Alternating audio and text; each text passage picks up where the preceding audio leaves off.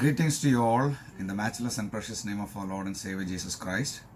Once again, I thank God for the opportunity to come to you through this media, as we are not able to gather together as a class, that ecclesiology.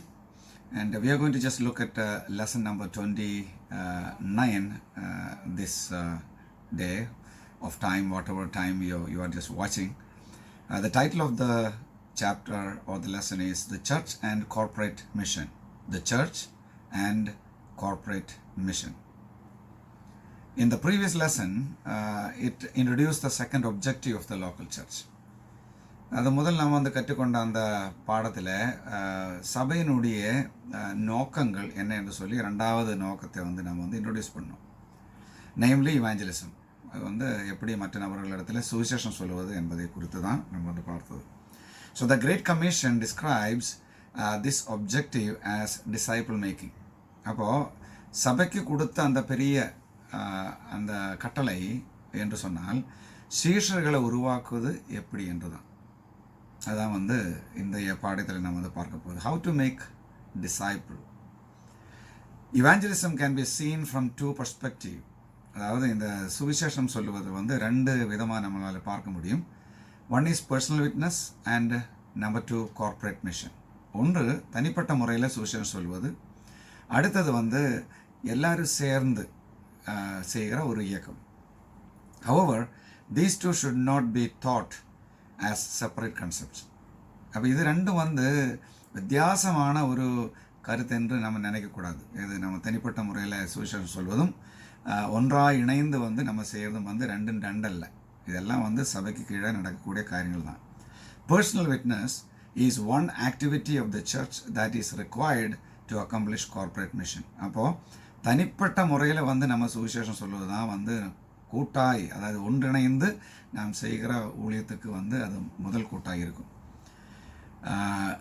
when you read some of the translations, the disciple making is not given there. Rather go preach the gospel, that's it.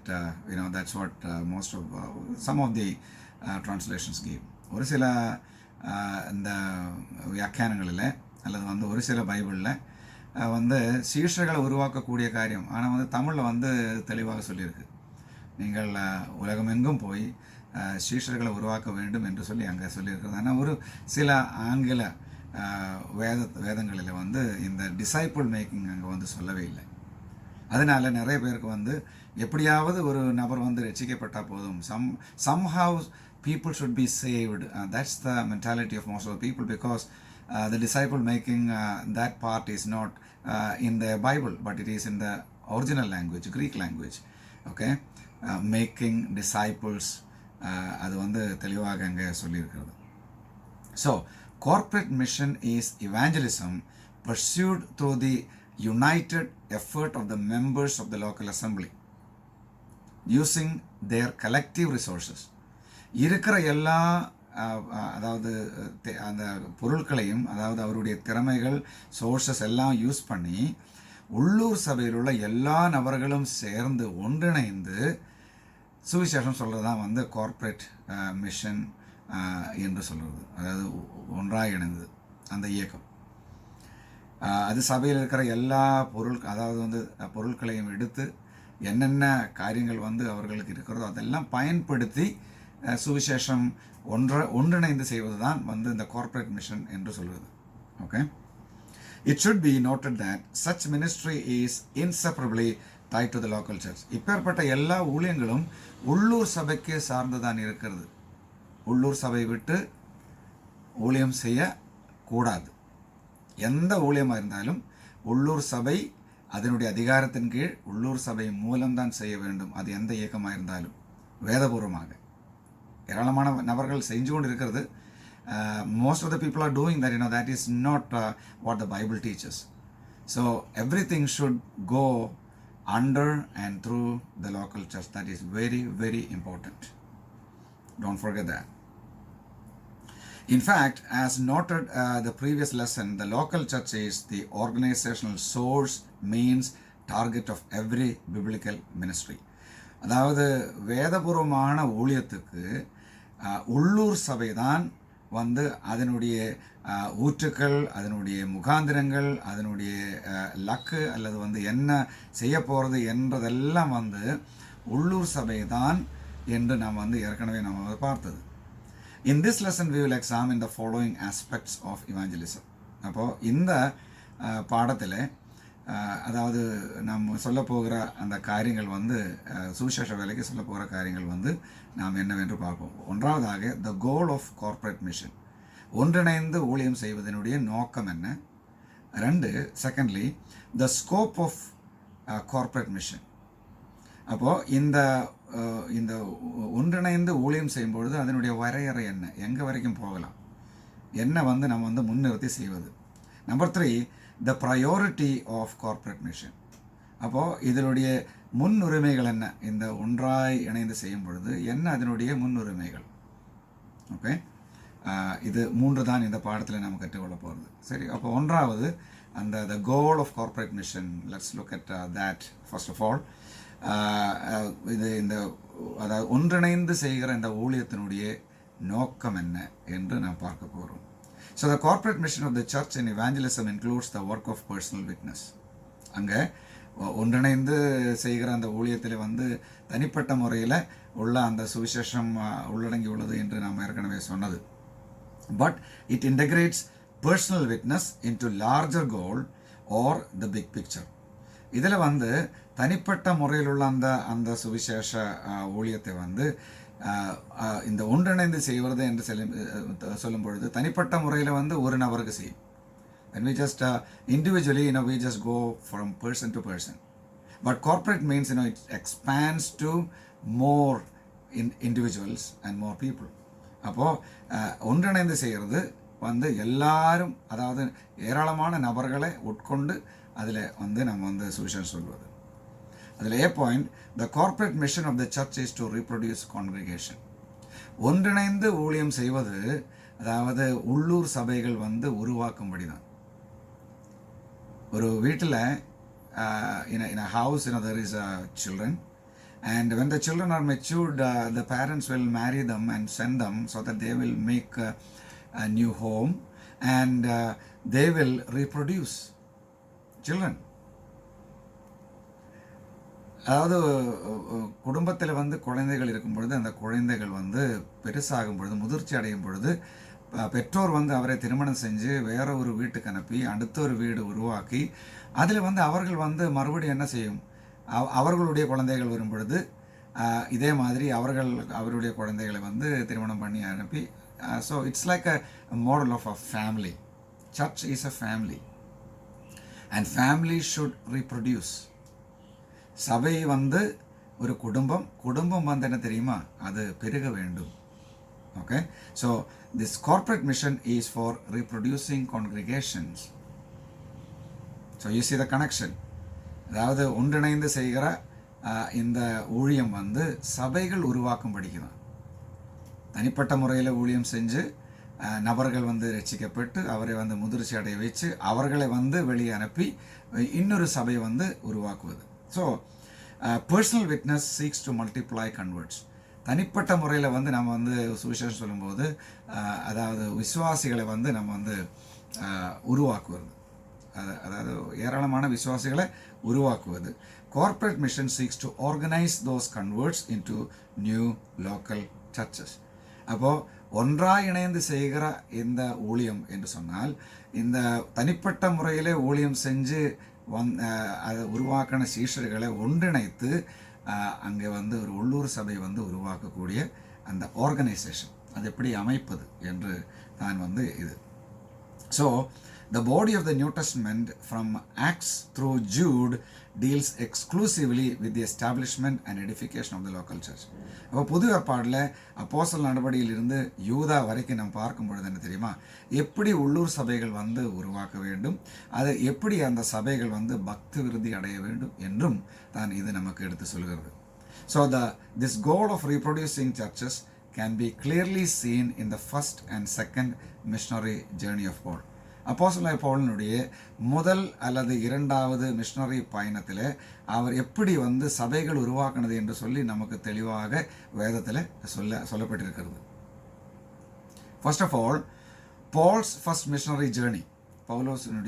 பவுலினுடைய முதல் missionary பயணம். During the first missionary journey, அதாவது அவருடைய முதல் missionary பயணத்தில் அப்போஸ்தலர் நடவடிக்கைகள் 13-14 அதிகாரங்கள், acts chapter 13 and 14. Paul and Barnabas followed a clear plan. பவுலும் பர்னபாவும் தெளிவான ஒரு திட்டத்துடன் அவர் பயணம் பண்ணினார்.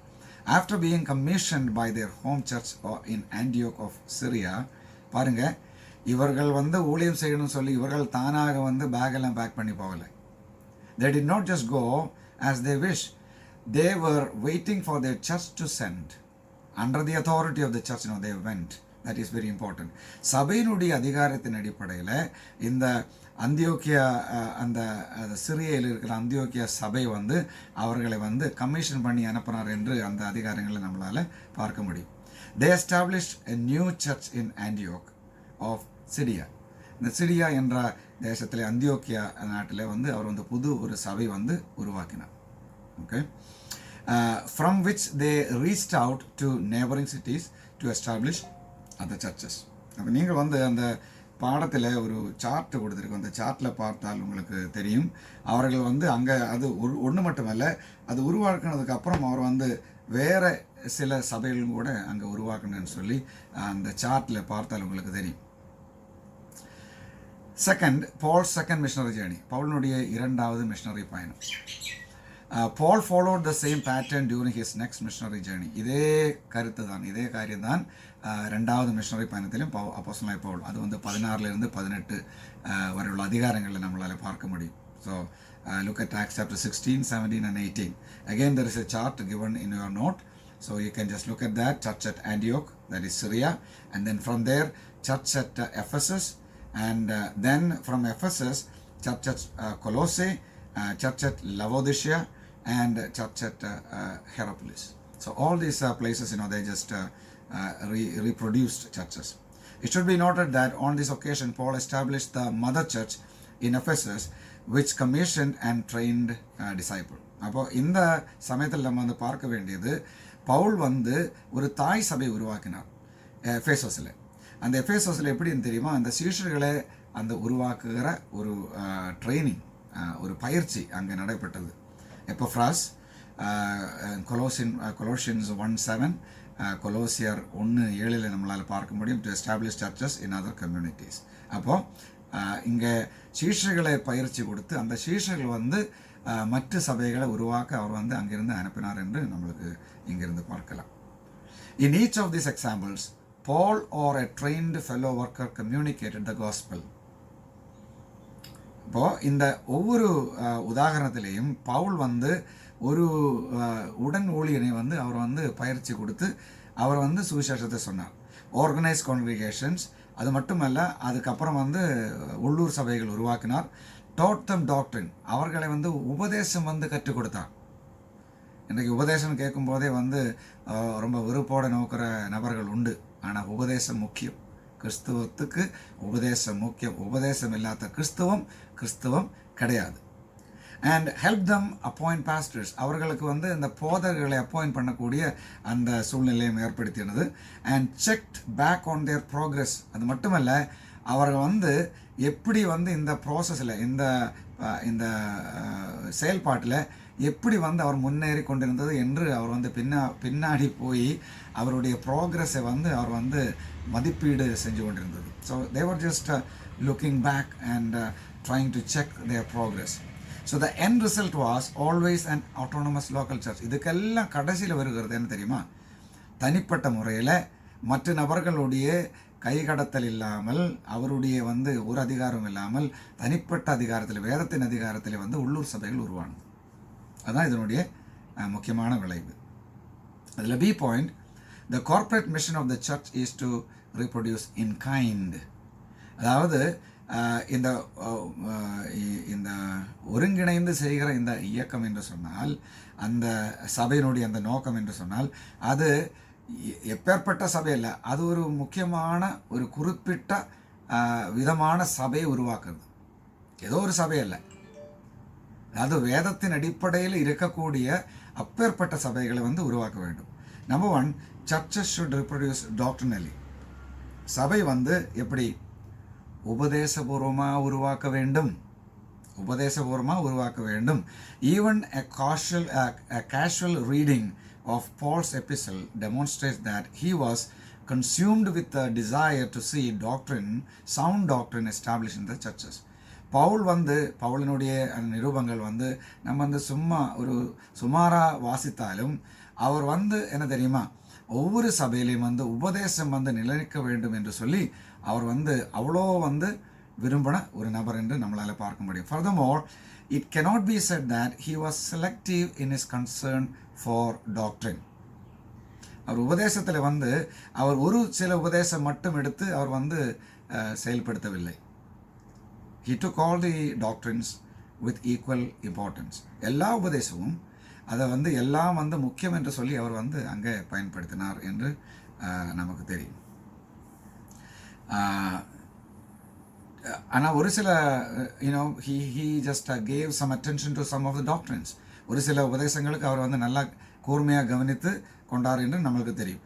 To the church at Ephesus he declared, எபேசு சபைக்கு அவர் இவ்வாறு சொன்னார். என்ன தெரியுமா? அப்போஸ்தலர் நடபடி 20:27, Acts chapter 20:27.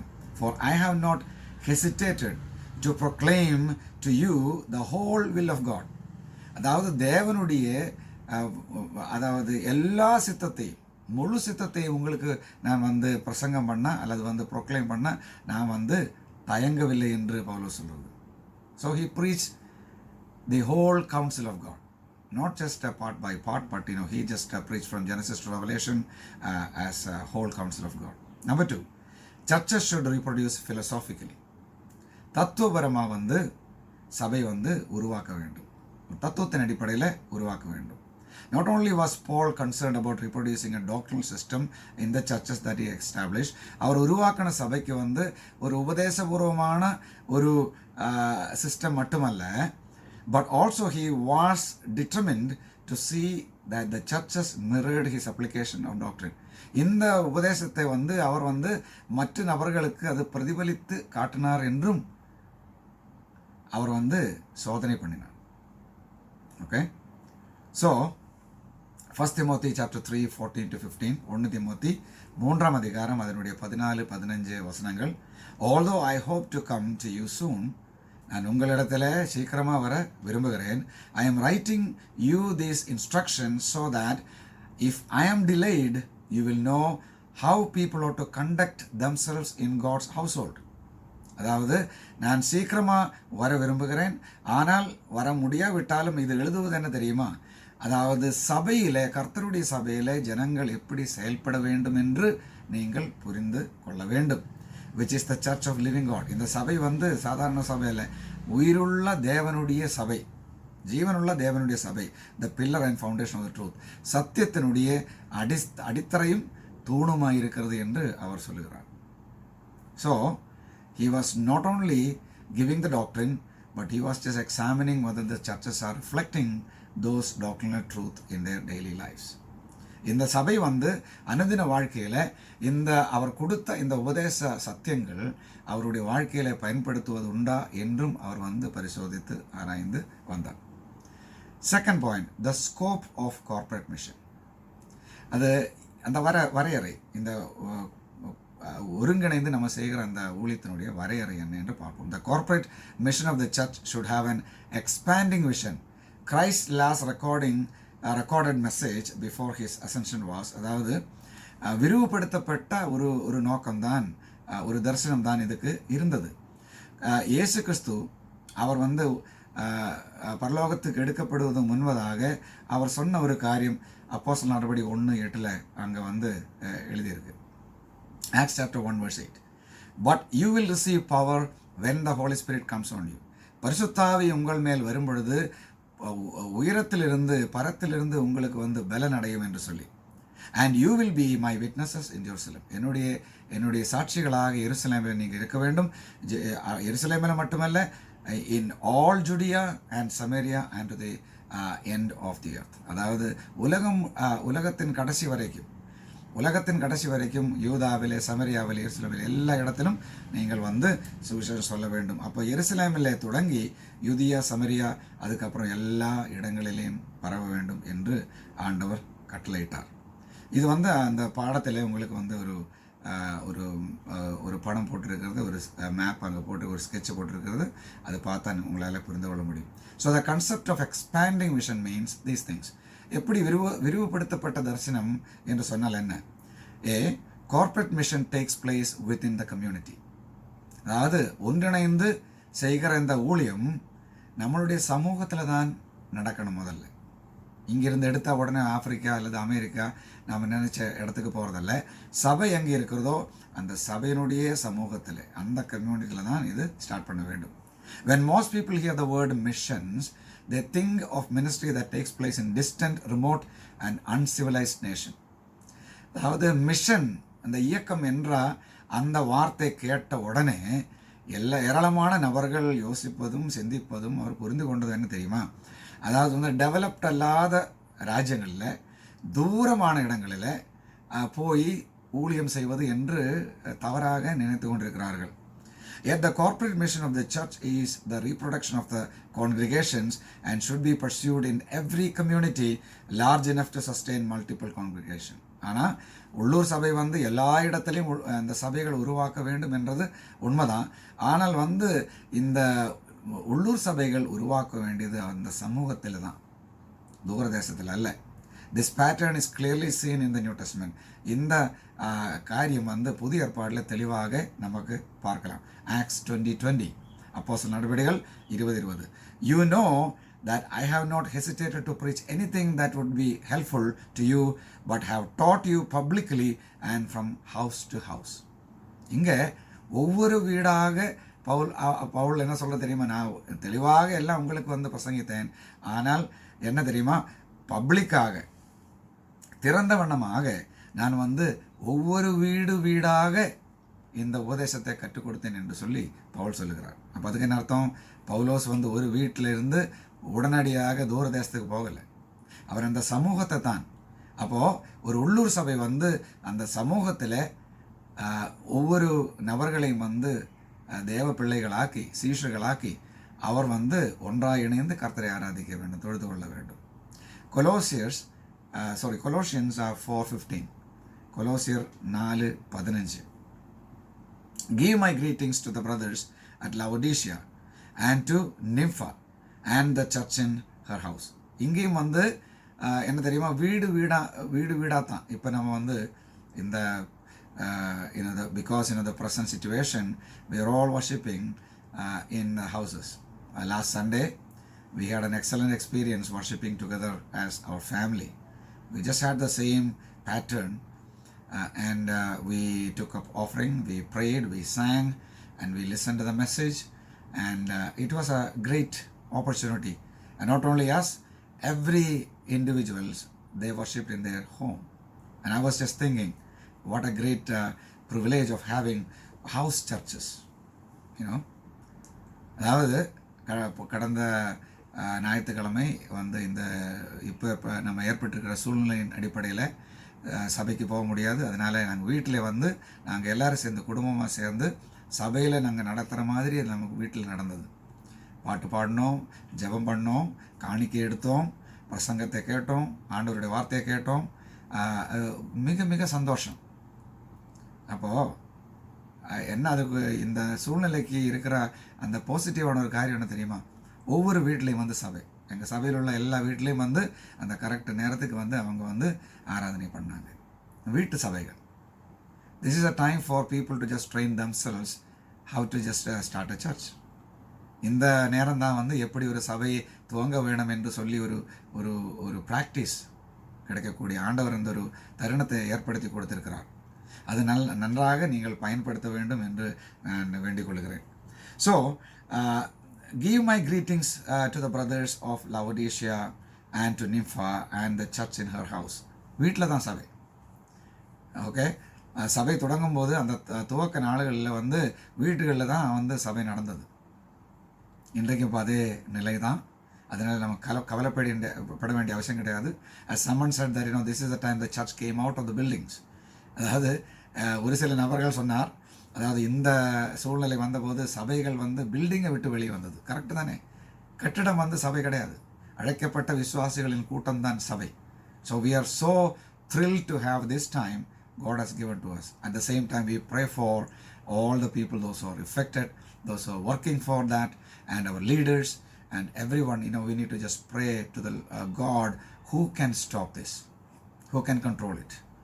அப்போது அதே நேரத்தில் வந்து நம்மளுடைய அதிகாரிகளுக்காக, ராஜ்யங்களுக்காக, பாதிக்கப்பட்ட நபர்களுக்காக, அந்த அவரை சிகிச்சை பண்ணுகிற மருத்துவர்கள், நர்ஸ், அந்த மாதிரி எல்லா பணி செய்கிற அந்த வேலை செய்கிற நபர்களுக்காக நாம் வந்து ஜெபிக்க வேண்டும், ஆண்டவரிடத்தில் மன்றாட வேண்டும்.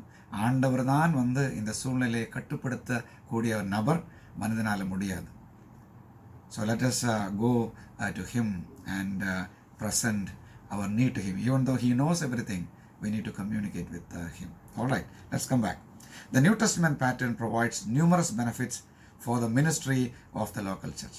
இந்த உள்ளூர் சபையினுடைய புதிய ஏற்பாடில் உள்ளூர் சபைக்கு என்னென்ன வேண்டும் என்று சொல்லி இந்த புதிய ஏற்பாடில் அந்த வேதத்தில் நமக்கு ஏகப்பட்ட காரியங்கள், இன்ஸ்ட்ரக்ஷன்ஸ் நமக்கு கொடுத்திருக்கிறது. Number 1, reproduction of the congregations maximizes edification. அப்போ ஒவ்வொரு உள்ளூர் சபை வந்து உருவாகும் பொழுதும் அங்கே பக்தி விருத்தி வந்து நமக்கு ஜாஸ்தி கொண்டு வர முடியும்.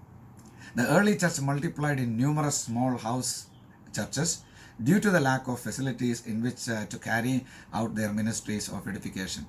அதாவது இந்த துவக்க சமயத்தில், அதாவது முற்கால அந்த சபை வந்து அவர் வந்து ஒவ்வொரு சபையிலையும் வந்து சபையை ஆரம்பித்த பொழுது அவர்கள் வந்து நமக்கு இப்போ இருக்கிற அந்த ஃபெசிலிட்டிஸ் அவங்களுக்கு இல்லை. அதனால அவங்க வந்து ஒவ்வொரு வீட்லையும் வந்து ஊழியத்தை ஸ்டார்ட் பண்ணி சபைகளை, சிறு சபைகளை ஸ்டார்ட் பண்ணி பக்தி விருத்தி அவர்கள் வந்து உருவாக்கினார். Today larger facilities are available. இன்றைக்கி வந்து அவங்களுக்கு இல்லாத ஃபெசிலிட்டிஸ் உண்டு, இருந்தும் நம்மளால் இப்போ முடியாது. பார்த்தீங்களா? Okay. So but larger is not always better. அதாவது நமக்கு பெரிய ஃபெசிலிட்டி இருந்தால் அது நல்லது என்று சொல்ல முடியாது. As a church grows, it will inevitably reach a point where it produces spectators rather than disciples. இதில் பெரிய ஒரு டேஞ்சர் என்ன தெரியுமா? சபை வந்து பெருசாக பெருசாக அதில் அந்த அது இது பார்க்க வரக்கூடிய நபர்கள் எது எப்படி நடக்கிறது என்று பார்க்க. இப்போ வந்து வெளியே வந்து போலீஸ் விரட்டிகிட்டு இருக்காரு, என்ன தெரியுமா? இந்த சூழ்நிலையில் ரோடிலெல்லாம் வந்து வண்டி போகிறதான்னு சொல்லி வேடிக்கை பார்க்குறதுக்கு ஒரு சில நபர்கள் வந்து கொண்டு இருக்கிறது. அவர்கள் எல்லாம் வந்து போலீஸு தகுந்த முறையில் வீட்டுக்கு அனுப்பி கொண்டு இருக்கிறத நீங்கள் வந்து நியூஸில் பார்த்துருப்பீங்க. அப்போது சபை பெருசாகும் பொழுது என்ன தெரியுமா? கவனக்குறைவு வந்துடும். அதே நேரத்தில் நிறைய நபர்கள் வந்து சீஷர்கள் அல்லாமல் இவ்வளோ நபர்கள் வந்திருக்கு, நம்ம ஆளுகள் எல்லாம் பார்த்து பேசி கண்டு போயிடலாம் அப்படி சொல்லுகிற ஸ்பெக்டேட்டர்ஸு நிறைய இருக்கும். அதனால் பெரிய அளவுக்கு போனால் இந்த சபையினுடைய நோக்கம் நிறைவேறாது. At that point, a new congregation ought to be established to promote active service among all members and thus edification. அந்த நேரத்தில் எல்லா நபரிடத்திலையும் வந்து அவருடைய பக்தி விருத்திக்காக அந்த சபை செயல்பட வேண்டும். அது ஏராளமான நேரத்தில் அது முடியாத ஒரு காரியம். சிறு சபை தான், சிறு குடும்பம்தான் சந்தோஷமான குடும்பம் என்று நம்ம இந்த அரசாங்கம் சொல்கிற மாதிரி சிறு சபைகள் வந்து எல்லாராலையும் கவனிக்க முடியும், போதகராலையும் கவனிக்க முடியும். அதனால் பெரிய அளவுக்கு அந்த அவங்களுக்கு அந்த திறமை இருந்தால் போகலாம். ஆனால் ஏராளமான சபைகளிலும் நடக்கிறது என்ன தெரியுமா? many people are spectators, not disciples.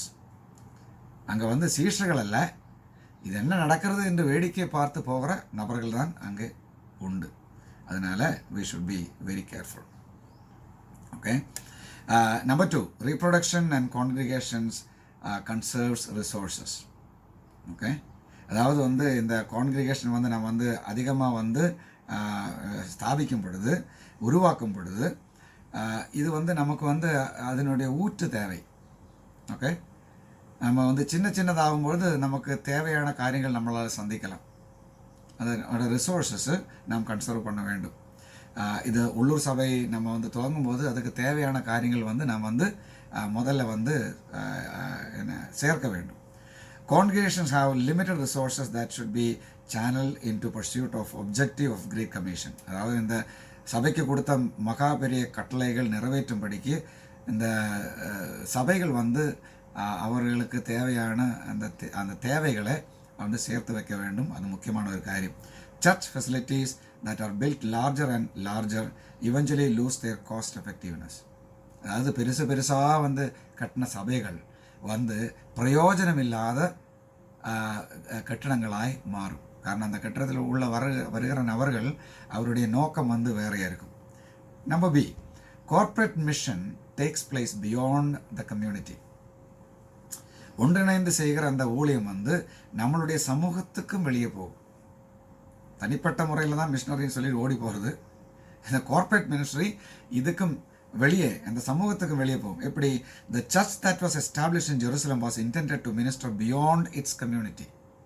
அப்போது எருசலேமில் துவங்கின அந்த சபை வந்து அவர்களுக்கு மட்டுமல்ல, அதுக்கும் வெளியே உள்ள சமூகங்களுக்கும் அங்கே உள்ளூர் சபைகளை துவங்கி அது பயனடைய இவர்கள் வந்து செயல்பட்டார்கள். It was a goal of world wide multiplication of churches. அதாவது உலகமெங்கும் சபைகள் உருவாக வேண்டும் என்று சொல்லி அந்த சபை வந்து செயல்பட்டார். The Apostle Paul demonstrated that biblical ministry is never content with the status quo.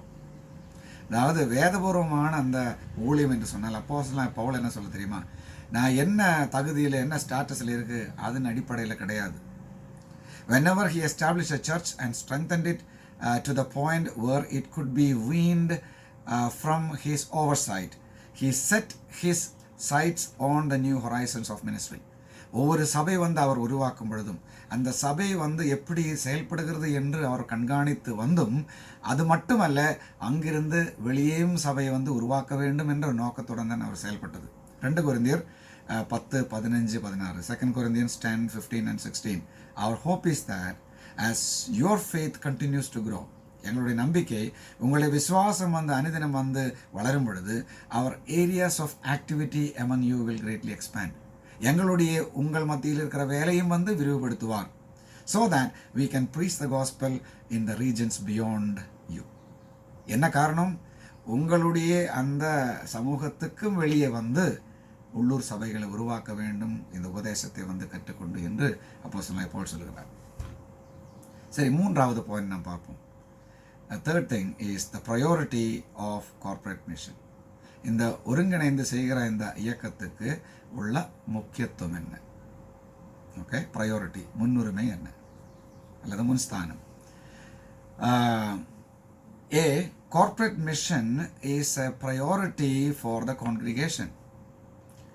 சபை மக்களுக்கு தேவை என்ன தெரியுமா? இந்த ஒன்றிணைந்து செய்கிற ஊழியம், அது மிக முக்கியமானது. The Great Commission was given to the church. இந்த மகா பெரிய கட்டளை வந்து சபைக்கு தான் கொடுத்தது, இயக்கங்களுக்கு கொடுக்கவில்லை. அது முக்கியமான ஒரு கருத்து. This is seen from the fact that Acts 1:8 links the Great Commission to Pentecost, the birth of church. அப்போ அப்போஸ்தலர் நடவடிக்கைகள் 1:8 இதென்னு தெரியுமா? இந்த மகா பெரிய கட்டளைக்கு வந்து ஒன்றிணைந்து பெந்தகோஸ் நாளில் சபை உருவானது. ஏராளமான நபர்கள் வந்து சபை அப்போ உருவானது இப்போ உருவானது அப்படின்னு சொல்லிட்டு இருக்கு. ஆனால் வந்து வேதபூர்வமாக அப்போஸ்தலர் நடவடிக்கைகள் 1ஆம் அதிகாரத்தில் தான் சபை வந்து உருவானது. மத்தாய் 16 ஆண்டவர் சொன்ன I will build my church that happened in first acts chapter 1. Number 1, corporate mission is not an option for the local church. உள்ளூர் சபை வந்து மற்றொரு சபை வந்து இந்த உள்ளூர் சபையிலிருந்து ஸ்டார்ட் பண்ணலாம் என்றது வந்து ஒரு ஆப்ஷன் கிடையாது. எனக்கு தேவை இருந்தால் நம்ம பண்ணலாம், அப்படி இல்லை. இன்றைக்கு ஒவ்வொரு சபைகள் எப்படின்னா, நாங்களாச்சு எங்களுடைய பாஸ்டர் ஆயிடுச்சு, நாங்கள் வந்து அப்படியே வாழ்க்கையை ஓட்டிகிட்டு போவோம் ஆராதனை பண்ணி, அப்படியே இல்லை. ஒவ்வொரு குடும்பம் வந்து இன்னொரு குடும்பத்தை உருவாக்குற மாதிரி ஒவ்வொரு சபையும் வந்து அநேக குடும்பங்களை உருவாக்க வேண்டும். ஏராளமான நபர்கள் இருக்குது. அதனால் நீங்கள் உலகம் எங்கும் போக வேண்டிய அவசியம் கிடையாது. You don't have to just go to all the world because there are a lot of people who are doing that. So you do where you are capable of doing. உங்களால் முடிஞ்ச இடத்துல நீங்கள் செய்யுங்க. Don't target for 1000, 10,000, 1 lakh. அதாவது வந்து லட்சக்கணக்கான ஆளுகள் என் சபையில் வரணும், முடியாது உங்களால். Usually I ask a question to all my students, if they are married, I will just ask. And even if they are not married, I will just ask them, how many children you are going to have. To the married, I will just say, how many children you have. And most of the people will say, and I have 2, some say 3, some say 4, and most of them stop right there. Why? I ask them why you stopped. And they will think for a moment, and they will say that, sir, it is difficult to take care of them, financial, all kinds of things. And we are satisfied with these kids. அதே போல ஆண்டவர் உங்களை சபையில் 1000 பேர் இருக்கணும்னு அவர் சொல்லவில்லை. For every individual, God has given a capacity for person and the means for starting. If you have only 10 people in your church, be happy and train those people as the best disciples of Jesus Christ, those who reproduce other local congregations. Most of the people think that, if they just have a lack of people in the church, God will be honored. No. I'm not against people, those who have that, if they have all the resources to take care of those churches and individuals. But you just do according to the capacity that God has given you, and do a good job in training people, teaching them to observe all the things I have commanded you, as Jesus said. All right? So, corporate mission is not an option. It is a mandatory thing for every church to reproduce. Make disciples is a command to be obeyed. சீஷர்களை உருவாக்க வேண்டும் என்ற கட்டளை கீழ்ப்படியறதுக்கு தான். The church is obligated to be faithful to this task. அப்போ சபை இந்த கட்டளை கீழ்ப்படிவதற்கு உத்தரவாதமுள்ள ஒரு இயக்கமாக இருக்கிறது. Reproduction of churches is the biblical example for obedience to the command. இந்த கட்டளை சபைக்கு கொடுத்த இந்த கட்டளை என்று சொல்லி சும்மா இருக்கிறதால அந்த கட்டளைக்கு கீழ்ப்படிந்து மற்ற சபைகளை நாம் உருவாக்க வேண்டும். Therefore, there should never be either missionless church or a churchless mission. அப்போ அதனால இயக்கம் இந்த இயக்கம் இல்லாத ஒரு சபையும் கிடையாது, சபை இல்லாத ஒரு இயக்கமும் கிடையாது. இந்த இயக்கம், அதாவது ஒருங்கிணைந்து செய்கிற இந்த ஊழியம் இல்லாத ஒரு சபையும் கிடையாது, சபை இல்லாத இந்த ஒருங்கிணைந்த ஒரு மிஷனும் கிடையாது, ஒரு இயக்கமும் கிடையாது. Number 2, corporate mission cannot be separated from the other objectives of the Great Commission. இந்த ஒன்றிணைந்து செய்கிற இந்த ஊழியம் மற்ற இந்த உள்ளூர் சபைக்கு கொடுத்த அந்த மகாபெரிய கட்டளைக்கிலிருந்து வித்தியாசமாக நம்ம பார்க்கக்கூடாது. The evangelistic endeavor of reproducing congregation is not the priority of the church. அப்போ இந்த உருவாக்குற இந்த சபைக்கு சுவிசேஷம் சொல்வது மட்டுமல்ல முக்கியமான ஒரு காரியம். இது ஒரு முக்கியமான காரியம்தான். சுவிசேஷம் மற்ற நபர்கள் எடுத்து சொல்கிறது முக்கியமானதல்ல சபைக்கு, அது ஒரு முக்கியமான ஏராளமாக இருக்குது. அதில் ஒரு முக்கியமானதான் இந்த evangelistic effort or endeavor. It should be observed that the objectives of the Great Commission work in concert with one another and cannot be separated. அதாவது இந்த மகாபெரிய கட்டளை ஒருவருக்கு ஒருவர் அவரை பக்தி விருத்தி செஞ்சு உருவாக்கி இயேசு கிறிஸ்துவை போல ஆகிற சீஷர்களாய் உருவாக்க வேண்டும் என்பதுதான். Their relationship is seen in the following diagram. உங்கள் பாடத்தில் ஒரு டயக்ராம் கொடுத்துருக்கு. ஃபஸ்ட்டு எடிஃபிகேஷன், பக்தி விருத்தி. 2 இவாஞ்சலிசம். 3 எக்ஸ்பான்ஷன், விரிவுபடுத்தல். 1 பக்தி விருத்தி, அதுக்கப்புறம் சுவிசேஷம் மற்றவர்கள் சொல்லுவது, அதுக்கப்புறம் விரிவுபடுத்துவது. இதுதான் சபையினுடைய முக்கியமான ஒரு உத்தரவாதம். Point B, corporate mission is a priority of the individual believer. இந்த ஒன்றிணைந்து செய்கிற ஊழியத்தில் பங்கு பெற வேண்டும் என்பது ஒவ்வொரு விசுவாசியினுடைய கடமை, முக்கியமான ஒரு காரியம். Because the Great Commission was given to local churches and New Testament accept all believers to minister through local churches. அப்போ இதில் இந்த மகாபெரிய கட்டளை உள்ளூர் சபைகள் கொடுத்திருக்கிறது. இந்த புதிய ஏற்பாடில் நமக்கு எப்படி தெரியுமா, ஒவ்வொரு விசுவாசியும் உள்ளூர் சபை மூலம் ஊழியம் செய்ய வேண்டும் என்றும் நமக்கு எடுத்து சொல்லியிருக்கிறது. Then the corporate mission of the church is a priority in the life of every believer. அப்போ ஒவ்வொரு சபையும் வந்து ஒன்றிணைந்து மற்ற நபர்களுக்கு சுவிசேஷம் சொல்லி சபைகள் உருவாக்குறது ஒவ்வொரு விசுவாசிக்கும் உத்தரவாதமுள்ள ஒரு காரியமாக இருக்க வேண்டும்.